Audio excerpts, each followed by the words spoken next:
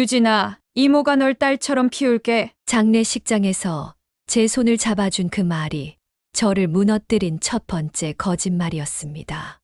방 한 칸도 내 것이 아니던 집.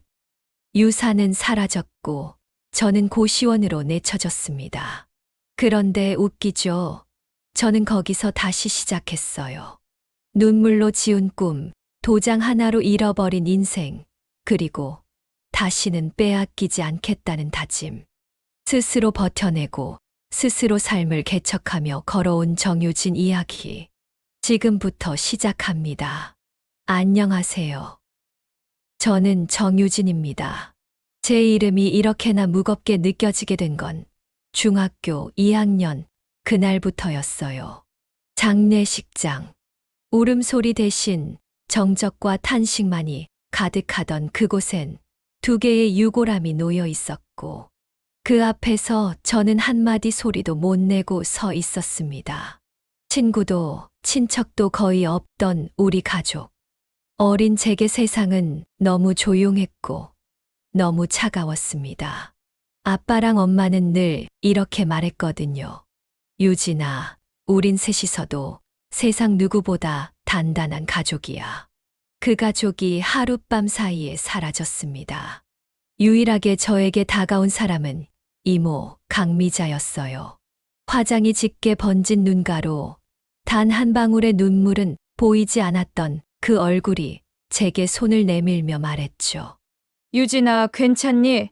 내가 얼마나 힘들지 이모가 다 알아. 걱정하지 마. 저는 아무 말도 할 수 없었어요. 그저 누군가 제 손을 잡아줬다는 사실에 안도했고 그 손이 낯설게도 따뜻하게 느껴졌어요. 이모가 널 딸처럼 키울게. 너 이제 내 딸이야, 알겠지? 그 말 한마디에 저는 속으로 되뇌었어요. 살아야겠다. 여기서 다시 시작할 수 있겠지. 그렇게 이모의 손에 이끌려 들어간 집. 서울 외곽의 아파트. 현관문을 열자마자 풍겨오는 강한 방향제 냄새에 눈이 시큰거렸고 넓고 반짝이던 거실이 괜히 낯설게 느껴졌습니다. 이모부는 소파에 앉아 뉴스 채널을 보고 있었고 제게 고개만 한번 까딱하고는 다시 화면으로 시선을 돌렸죠. 이모는 냉장고에서 물 한 잔 따라주며 마치 거래를 끝낸 사람처럼 털어놓았습니다. 일단 내 짐은 저기 베란다 옆 작은 방에 놔. 거긴 원래 창고였는데 당분간은 그 방 써. 혹시 이모 언니 방에서 같이 자면 안 될까요? 유진아, 애들 공부해야 돼. 그 방은 방해받으면 안 돼. 너도 고맙지? 이렇게라도 받아준 거. 그 말에 목이 콱 막혔어요. 받아준 거라는 표현이 그렇게 모욕적인 줄은 그날 처음 알았습니다. 밤이 되자 방이라는 이름이 무색한 그곳엔 겨울에도 써야 할 여름 이불 하나와 바닥에 놓인 얇은 매트뿐이었습니다. 형광등도 나갔는지 깜빡깜빡했어요.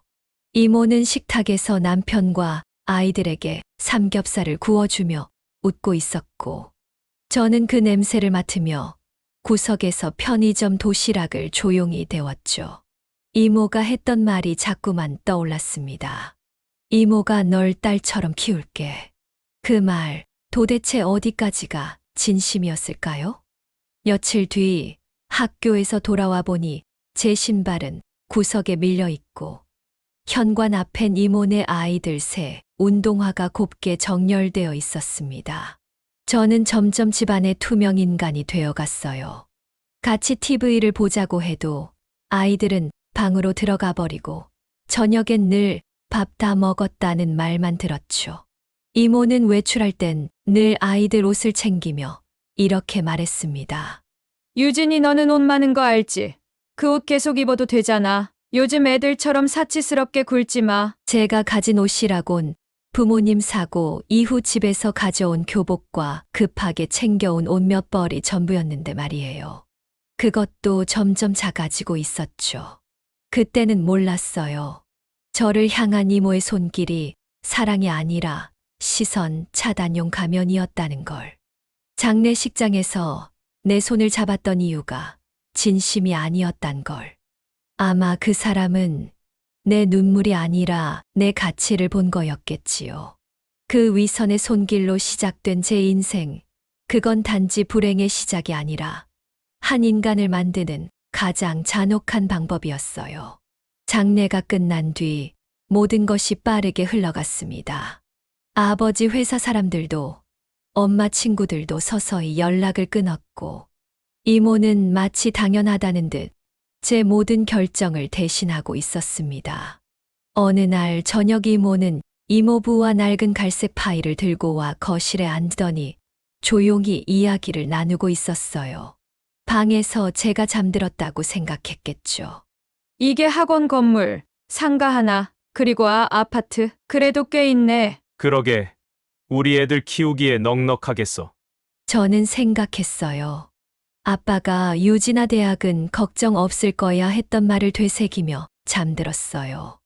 다음 날 이모는 저를 부르고 이야기했어요. 유진아 아버지가 남긴 재산이 얼마 없어. 아빠가 예전엔 유진대학은 걱정 없을 거다 그러셨었는데요. 이모는 웃음도 없이 말했어요. 그런 말을 했겠지. 그런데 유진아, 그건 말 그대로 그냥 위로였던 거야. 아버지가 병원비랑 학원 운영비 때문에 많이 힘드셨거든. 남은 건 딱 얼마 안 돼. 너 고등학교, 대학 다 보내면 바닥이야. 네, 그런 줄 몰랐어요. 그 말을 들은 순간 마음이 철렁 내려앉았습니다. 유산이 얼마밖에 안 남았다는 말에 우리 가족도 결국 그렇게 무너졌구나 싶었죠. 그렇게 이모는 제게 몇 장의 서류를 보여주며 도장을 찍으라 했습니다. 세금 문제 때문에 일단 명의를 잠시 바꾸는 거야 라고 했고 전 아무 의심도 없이 도장을 찍었습니다. 너 아직 미성년자잖아. 법적으로 복잡한 것들이 많아서 우리가 당분간 대신 관리할게. 내가 20살 넘으면 다 돌려줄 거야. 그렇게 넘어간 서류가 몇 장이었는지도 모릅니다. 그땐 너무 어려서 숫자도 법도 심지어 권리라는 개념조차 몰랐으니까요. 그러던 어느 날 사촌 언니가 방에서 짐을 싸 들고 들어오더니 나 이번 겨울에 뉴질랜드 간다 라며 소리쳤습니다. 유학 가는 거야? 응. 애가 영어를 너무 잘하잖니. 지금부터 투자해야지. 애 아빠가 돈 좀 보탰어. 처음엔 믿었습니다. 정말 믿었어요.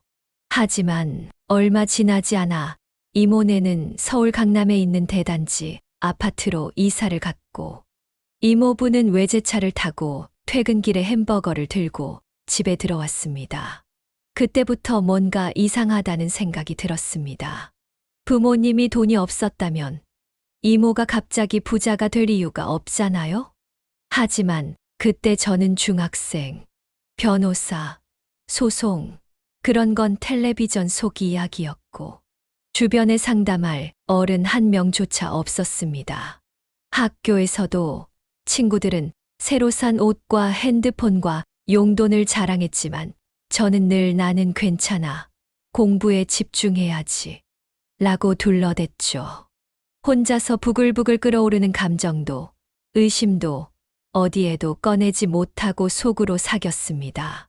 이모는 그날 밤 제 방 문을 열고 조용히 들어와 말했습니다.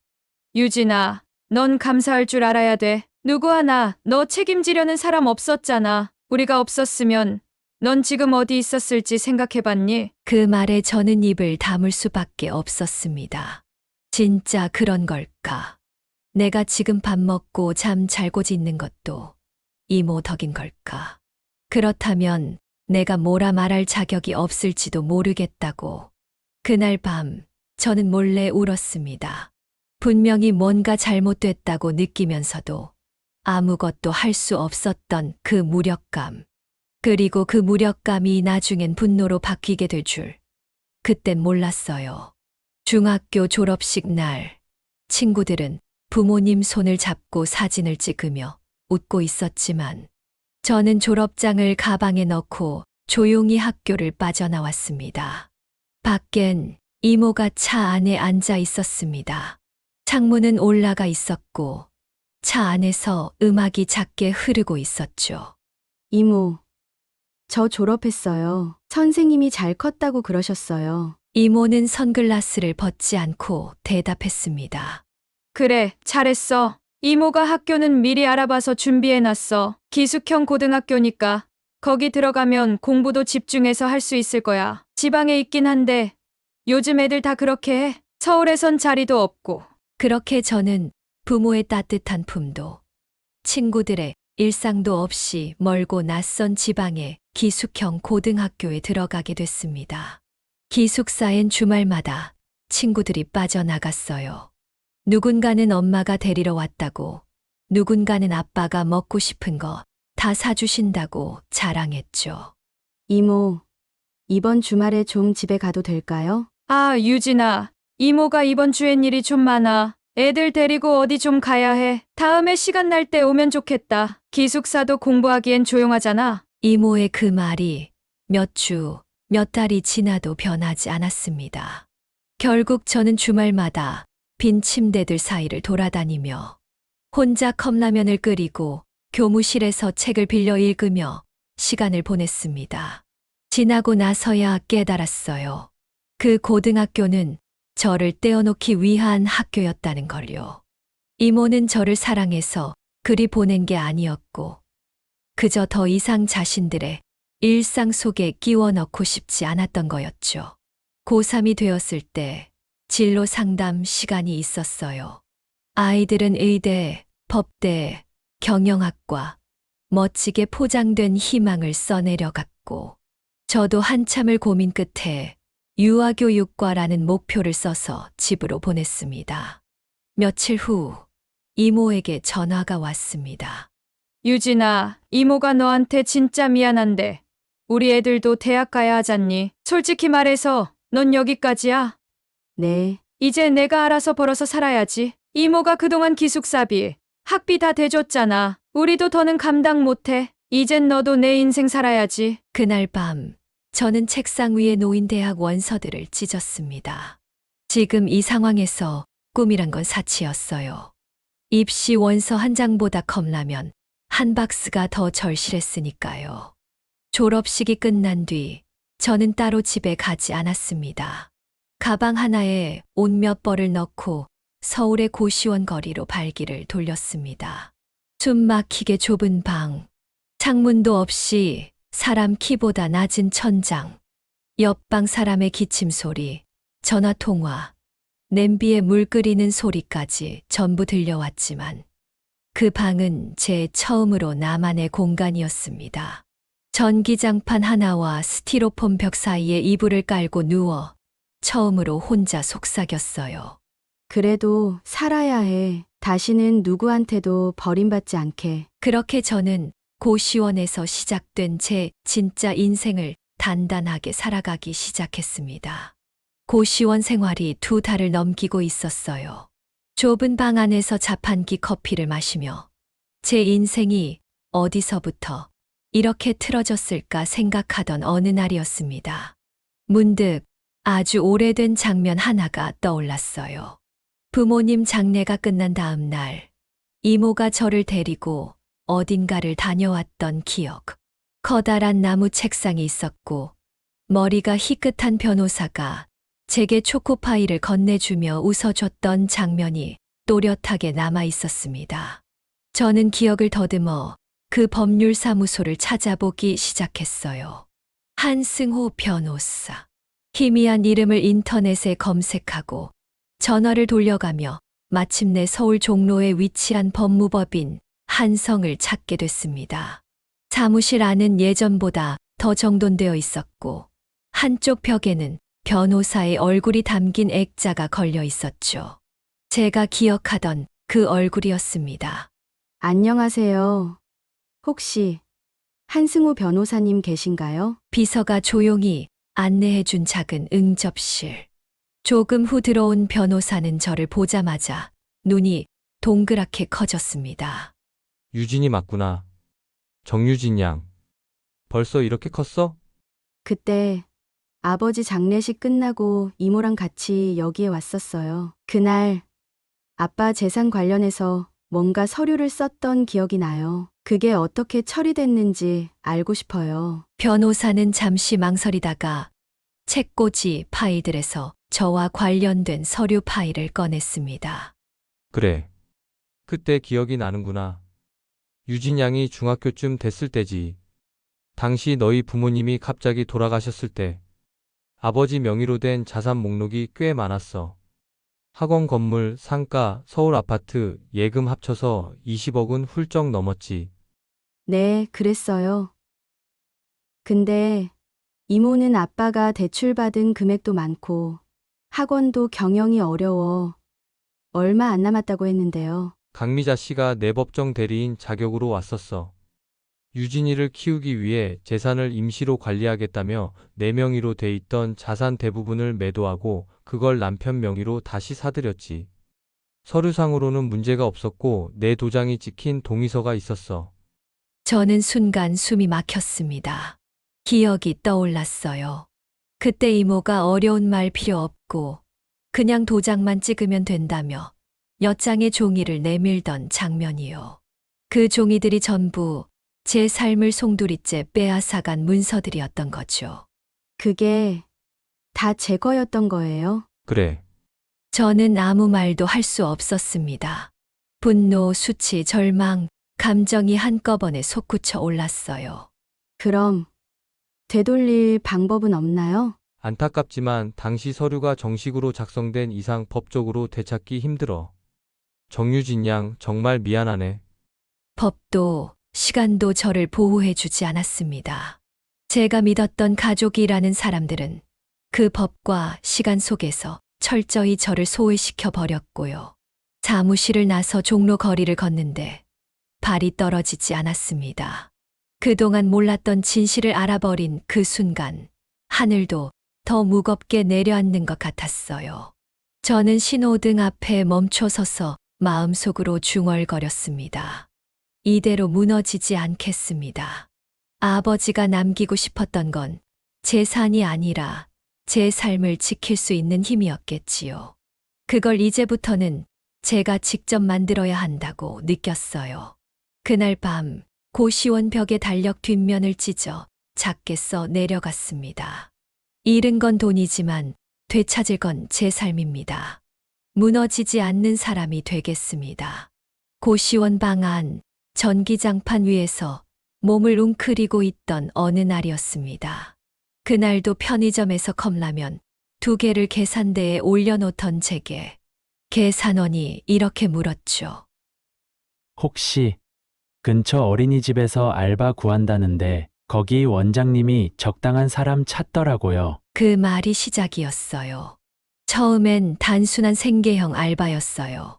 아이들 옷 갈아입히고 식판 나르고 낮잠 시간엔 담요 덮어주고.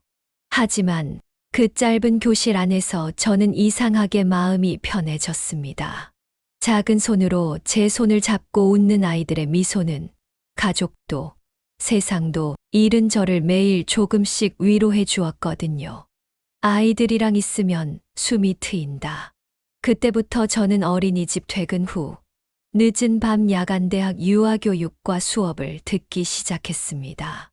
낮엔 아이들 곁에서 웃고 밤엔 교실에서 졸며 책을 넘겼죠. 돈이 없어도 내가 배운다는 게 믿기지 않아. 무겁던 고시원 방도 언제 터질지 모르는 눈물도 그 밤들 사이로 희망이라는 이름의 작은 싹이 자라고 있었어요. 4년이 흘러 저는 드디어 정식 교사 자격증을 손에 쥐었고 이제 제가 꿈꾸던 삶으로 한 발짝 옮길 수 있었습니다. 어린이집에서 정식 교사를 하면서 그 무렵 어린이집 프로그램 기획도 함께 하게 됐습니다. 내가 해볼 수 있지 않을까. 그 생각은 어느 날 한밤중 창문 너머로 보이던 아이스크림 트럭처럼 불쑥 그러나 선명하게 찾아왔습니다. 창업. 지금껏 제 것을 빼앗기며 살았으니 이제는 누구에게도 뺏기지 않을 제 것을 만들고 싶었어요. 조그만 창고형 사무실을 구했어요. 낡은 엘리베이터가 느리게 올라가는 그 건물의 6층. 문을 열자 오래된 형광등이 지익 소리를 내며 깜빡거렸고 책상 하나 없는 그 방에서 저는 처음으로 내 일을 시작했습니다. 그리고 그곳에서 그 사람을 만났어요. 건물 경비로 근무하던 장도훈 아저씨. 우리 아빠랑 너무 닮아 처음에는 아빠가 살아온 줄 알았죠. 처음엔 그저 인사만 나누는 사이였어요. 제가 박스를 옮기거나 컴퓨터를 들고 힘들어하면 조용히 다가와 도와주셨죠. 이거 혼자 나르다 허리 다친다. 젊은 사람이 허리 한번 나가면 오래 간다니까. 그 말투며 눈빛, 손짓 하나하나가 아버지를 떠올리게 했어요. 어느 날 혼자 야근하다 사무실 바닥에 앉아 울고 있던 저를 도훈 아저씨가 조용히 안아주셨습니다. 이름이 뭐라 했지? 유진이었나? 우리 딸 생각나서 아저씨가 해주고 싶은 이야기가 있어. 유진아, 살다 보면 인생이 발밑으로 떨어질 때가 있어. 근데 사람은 말이야. 그 바닥에서 발 딛고 일어나는 거야. 유진이는 충분히 할 수 있어. 그 말에 저는 결국 목 놓아 울었습니다. 누구도 제게 그렇게 말해준 적 없었거든요. 그날부터 도훈 아저씨는 제가 어린이집 퇴근 후 창업 사무실로 다시 갈 때면 따뜻한 호빵을 건네주시고 퇴근길엔 도시락 반찬을 싸주셨습니다. 밥은 꼭 챙겨 먹고 내가 무너지면 내가 하려던 그 일도 같이 무너진다. 그렇게 제 곁엔 돈도 아니고 피도 아니고 마음으로 맺어진 첫 번째 내 편이 생겼습니다. 창업 준비는 녹록지 않았어요. 시제품을 만들 자금도 부족했고 어린이집과 계약을 따내려면 밤새도록 자료를 만들며 이메일을 돌려야 했죠.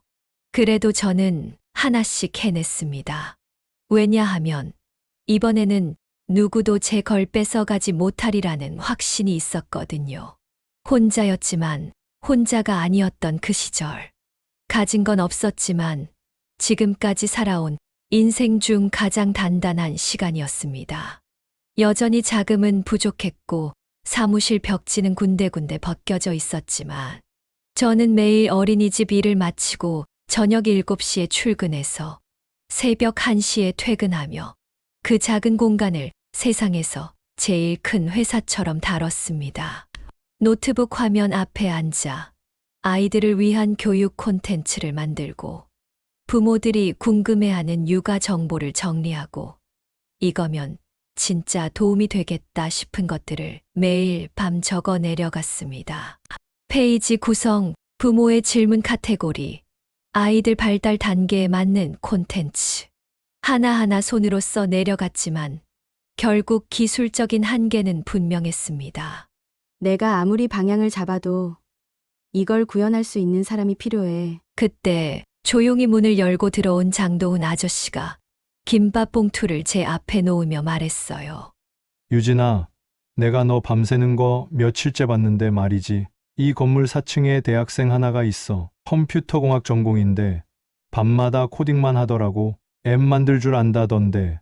한번 이야기해 볼래? 며칠 뒤 저는 조심스럽게 그 대학생을 만났습니다. 검정 뿔테 안경을 낀 마른 체형의 청년이었어요. 이름은 김세윤, 25살. 말은 별로 없지만 눈빛은 진지했습니다. 유치원 콘텐츠 기반 앱이라고요? 지금까지 만든 자료 있으세요? 여기요. 손으로 그린 거긴 한데 이 앱을 쓰는 부모님들이 어떤 불편을 겪는지 무엇이 필요한지 다 정리해뒀어요. 세윤은 제 노트를 한 장 한 장 넘겨보며 고개를 끄덕였습니다. 디자인은 제가 도와드릴까요? 기능은 우선 간단하게 구성하고 피드백 받으면 계속 업그레이드 할 수 있어요. 그날부터 우리는 파트너가 되었습니다. 저는 매일 부모 대상 인터뷰를 진행하고 온라인 커뮤니티를 분석하고 밤마다 디자인을 직접 그려서 세윤에게 넘겼습니다. 아이 연령별로 구분하고 질문은 말투도 엄마들이 쓰는 언어로 바꿔주세요. 예를 들어 발달 검사보단 우리 아이 요즘 왜 이럴까요? 같은 식으로요. 그렇게 감정적 접근을 주면 유입률도 올라가요. 개선할 때 참고하겠습니다. 처음엔 5명도 안 되던 테스트 사용자. 하지만 그 사용자들이 블로그에 리뷰를 쓰기 시작했고 맘 편한 육아는 조용히 입소문을 타기 시작했습니다. 몇 주 후 어느 엄마 커뮤니티에서 이 앱이 필수 설치 앱으로 소개됐고 다운로드 수는 눈 깜짝할 새에 수만을 넘겼어요. 맘 편한 육아가 급성장하면서 저는 세윤 씨와 사용자 데이터를 매일 분석했습니다. 어떤 질문이 많이 오고 어떤 콘텐츠가 공유되고 어떤 게시판에 댓글이 가장 많이 달리는지. 그리고 저는 한 가지 확신을 얻었어요. 육아는 결국 소비다.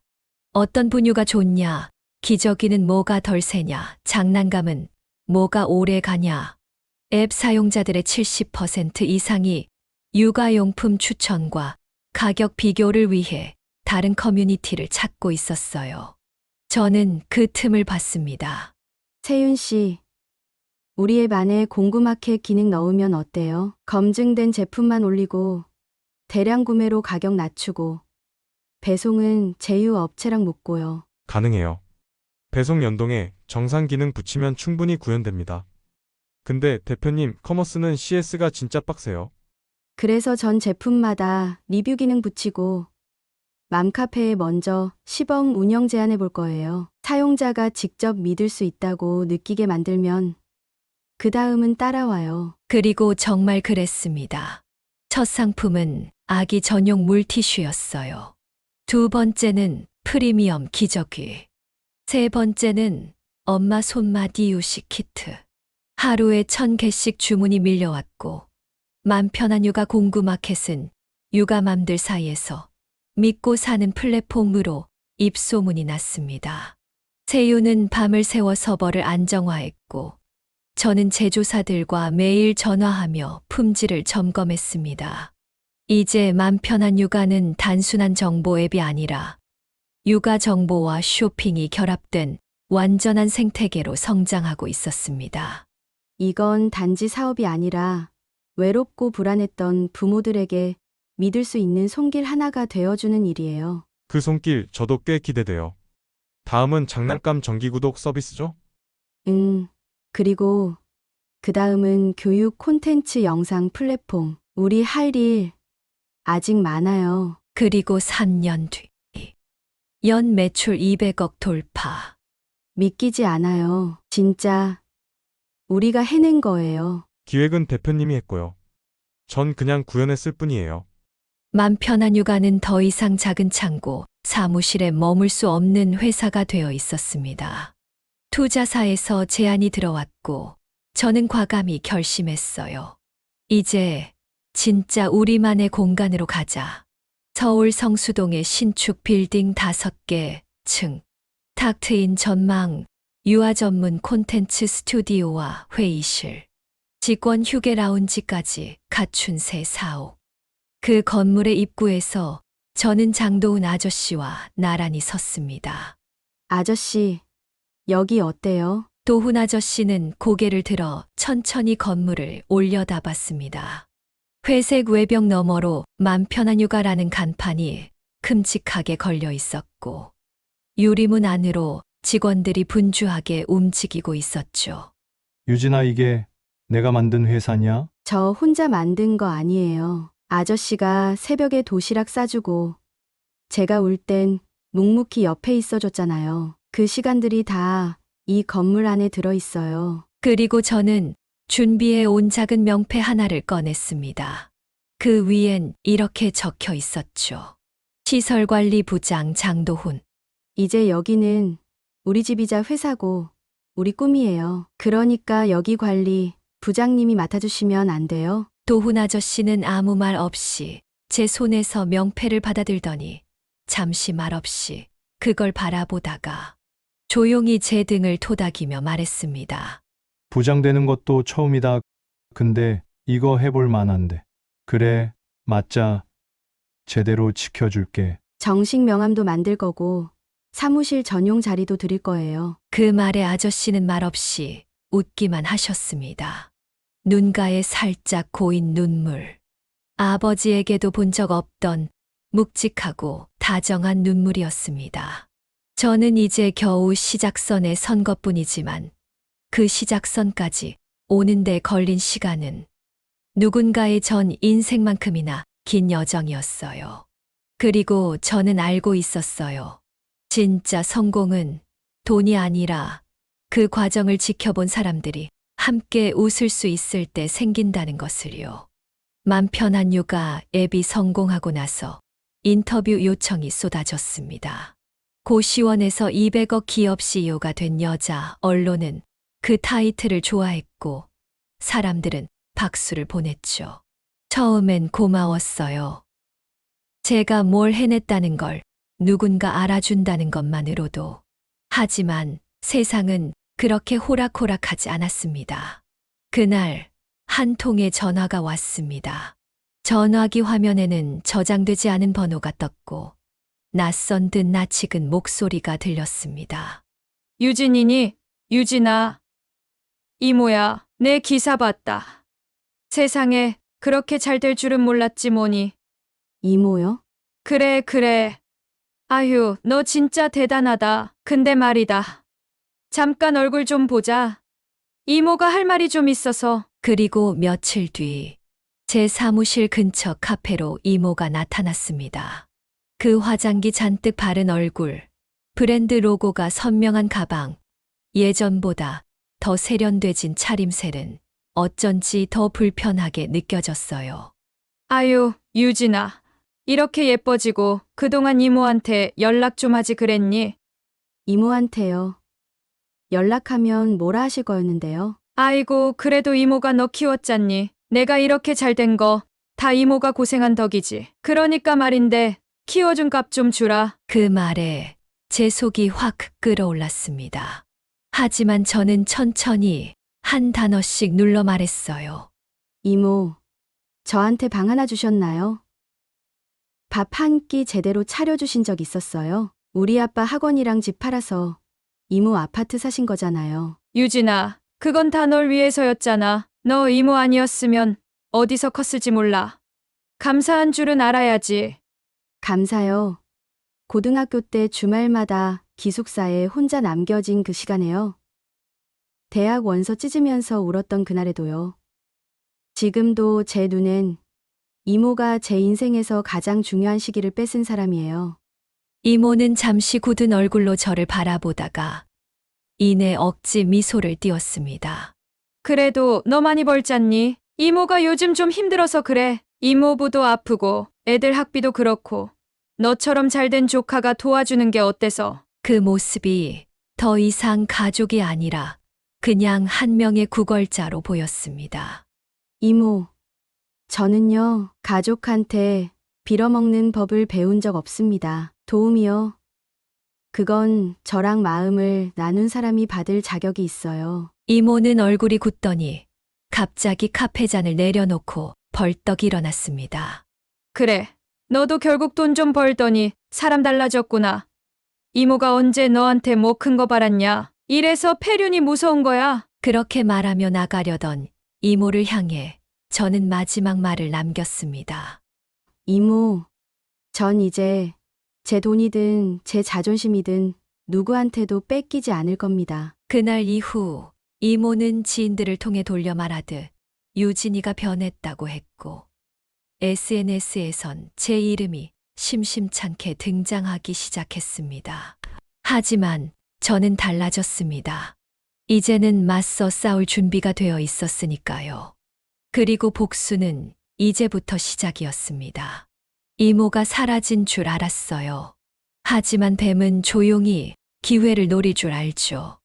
SNS를 통해 퍼지는 폐륜 조카 이야기, 지인들 사이에 떠도는 성공한 조카에게 손 한 번 벌렸다가 모욕당한 불쌍한 이모 이야기.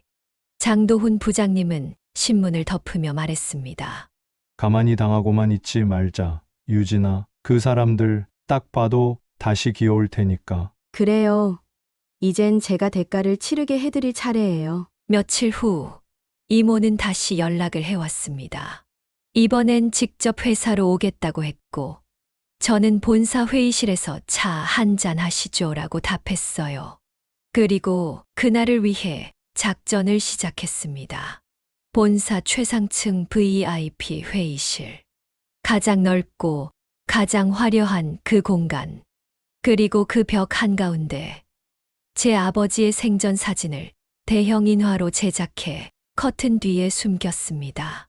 부장님, 준비됐죠? 유령 분장도 대사도 완벽해. 내가 이런 재능 있는 줄 몰랐네. 오늘 이모가 두 눈으로 봐야 할 건 단순한 귀신이 아니에요. 자기 죄의 그림자예요. 이모가 회의실로 들어왔습니다. 오늘도 화장을 진하게 하고 비싼 가방을 든 채였지만 그 속엔 뭔가 불안한 눈빛이 숨어 있었습니다. 어휴, 이런 데서 일하니까 마음이 좀 달라졌나 봐. 예전엔 참 애가 순했는데. 이모, 잠깐만요. 제가 보여드릴 게 있어요. 저는 천천히 회의실 벽에 달린 버튼을 눌렀습니다. 찰칵. 전자식 커튼이 열리며 빛바랜 흑백 톤의 사진 한 장이 드러났습니다. 그건 아버지의 마지막 생전 사진. 온화하게 웃던 바로 그 미소. 그리고 조용히 뒷문이 열리며 하얀 정장을 입고 머리를 뒤로 넘긴 장도훈 부장님이 빛바랜 조명 아래로 조용히 걸어 나왔습니다. 미자야, 그렇게까지 했어야 했니? 뭐야 이게. 누구야?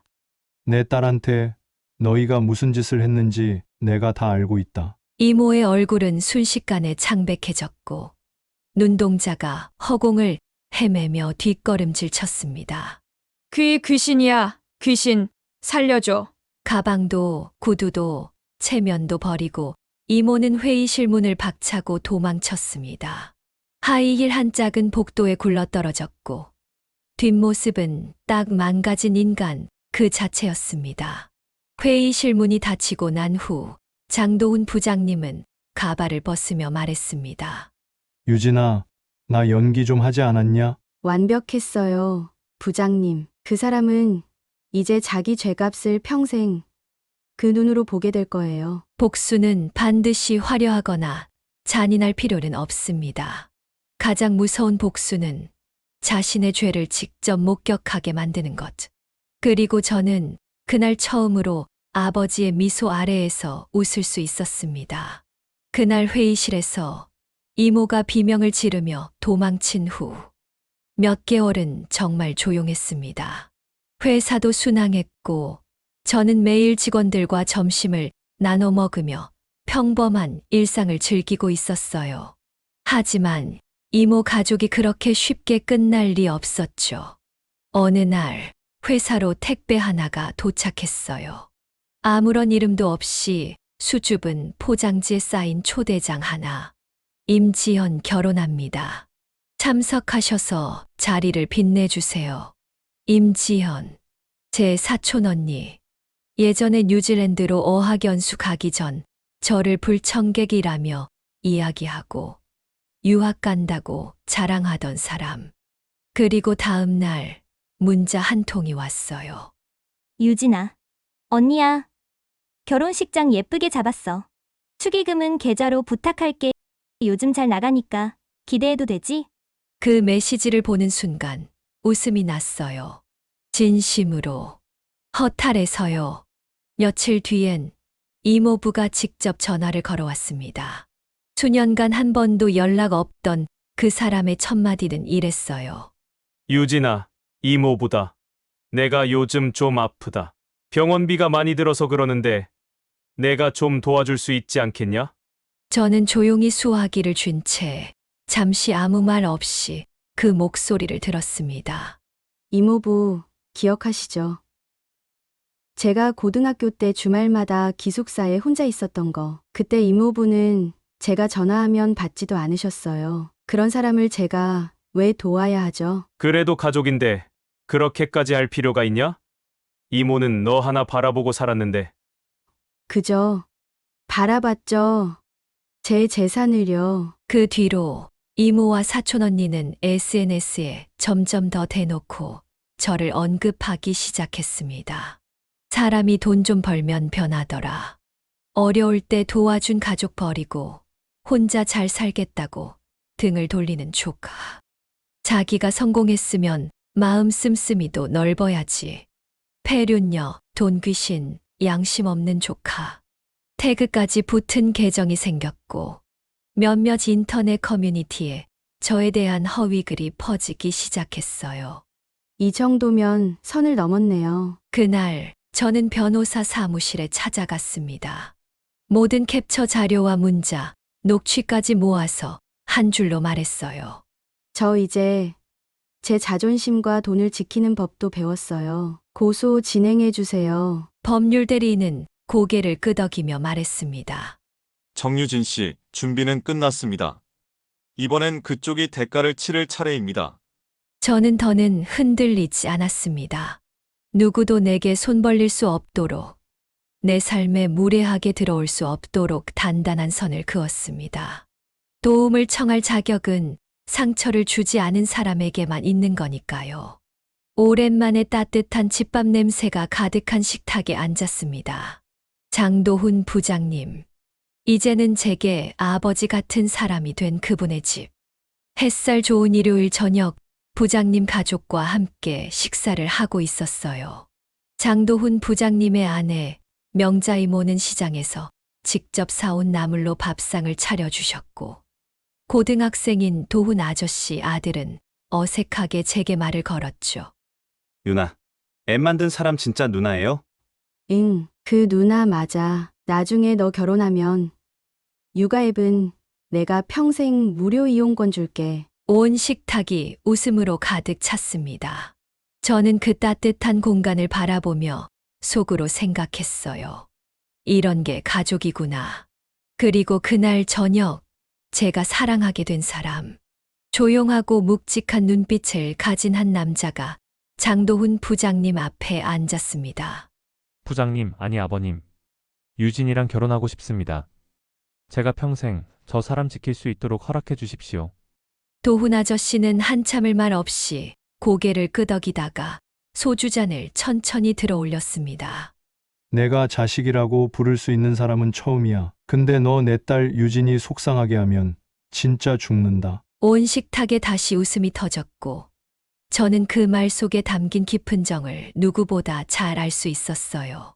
며칠 뒤, 맘 편한 육아 창립 5주년 기념식이 열렸습니다. 행사장엔 어린이집 교사, 학부모, 앱 개발자, 그리고 고시원 시절 함께 울던 동료들까지 모두 모여 있었어요. 조명이 꺼지고 무대 위 스크린에는 처음이라는 이름으로 제가 만든 첫 번째 PPT 화면이 떠올랐습니다. 저는 단상에 올라 조용히 마이크를 들었습니다. 안녕하세요. 저는 정유진입니다. 이 회사를 만든 사람이고, 이제는 제 이름으로 살아가는 사람입니다. 순간 제 눈이 장도훈 부장님을 찾았습니다. 뒤편에 조용히 서서 양복 앞자락을 정리하던 그 손길. 저는 부모님의 유산 없이 자랐습니다. 하지만 아버지의 가르침, 그리고 제 인생을 지켜준 믿음 하나로 여기까지 왔습니다. 그리고 제 목소리가 살짝 떨렸습니다. 이제는 저도 누군가의 손을 잡아줄 수 있는 사람이 되겠습니다. 누군가의 외로움에 조용히 다가가 괜찮아. 너는 충분히 할 수 있어 라고 말해줄 수 있는 사람이요. 그 순간 장도훈 부장님이 눈을 감고 고개를 끄덕이는 걸 보았습니다. 그 눈가엔 말없이 흘러내리는 진짜 아버지의 눈물이 있었습니다. 저는 이제 누구의 딸도 누구의 희생도 아닙니다. 오직 정유진, 제 이름으로 살아가는 삶. 그 길 위에서 저는 더는 흔들리지 않습니다. 오늘의 사연 어떻게 들으셨나요? 그 누구도 손을 잡아주지 않던 날, 정유진은 마음속으로 다짐했어요. 다시는 누구에게도 빼앗기지 않겠다고. 그래서 울면서 견뎠고, 혼자서 버텼고, 끝내 자신의 이름으로 삶을 다시 써냈습니다. 가족에게 버림받고 법도 외면했던 시간들이 지금의 정유진을 만들었고, 그 상처 속에서 진짜 자기 자신을 마주하게 되었습니다. 오늘도 어제의 정유진처럼 세상 어딘가에서 조용히 버텨내고 있을 누군가에게 이 말을 전하고 싶습니다. 버텼다는 사실만으로도 넌 이미 이긴 거야. 정유진이라는 이름으로 스스로의 길을 만들어낸 한 사람의 이야기였습니다. 감사합니다.